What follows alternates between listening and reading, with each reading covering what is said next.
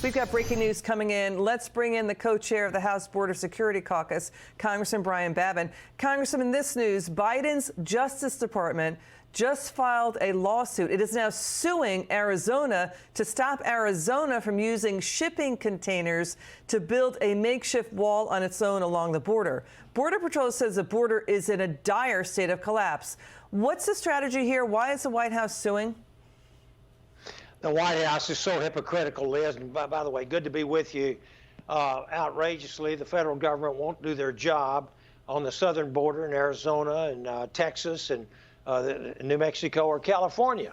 And so here we have our Constitution, Liz, specifically says that in Article 4, Section 4, and Article 1, Section 10, that in the event of an invasion, the federal government will protect us. They're not doing this, so we have to protect ourselves. This is a self-defense,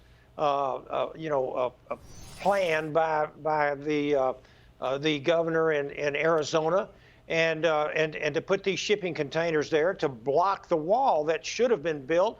We in Congress, we authorized, we appropriated the money, the materials are down there, and they quit. This could be a constitutional fight because Arizona has standing if they declare under the Constitution an invasion, right? Because they could countersue and fight back. We're going to stay on this story because we're going to show the harrowing video of a police officer, Courtney Bannock, Congressman, collapsed in Orlando, Florida at a routine traffic stop. She was exposed to a minimal amount of fentanyl.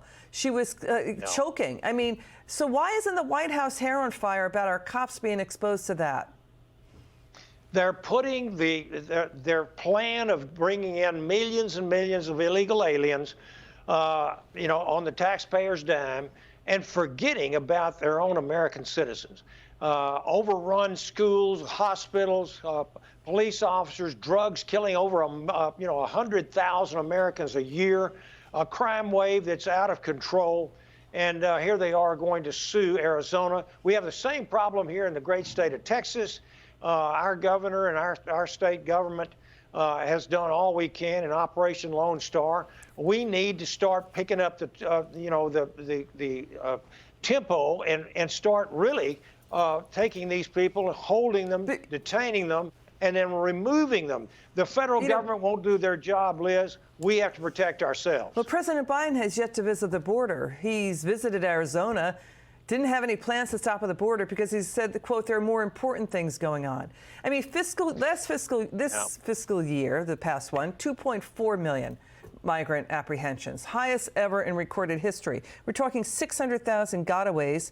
That's about 2,000 gotaways a day, right? And so you have the El Paso is now getting hit with an avalanche. They want FEMA help, $10 million, and they want military bases to deal with the flood of illegal immigrants. Well, the scariest number you mentioned are the gotaways. At this rate, we'll probably have 3 to 4 million gotaways by the end of this president's term. And those gotaways are people that don't want to be caught. These are the terrorists. These are the gang members. These are the child molesters, the rapists, the murderers. These are folks that intend on harming American citizens.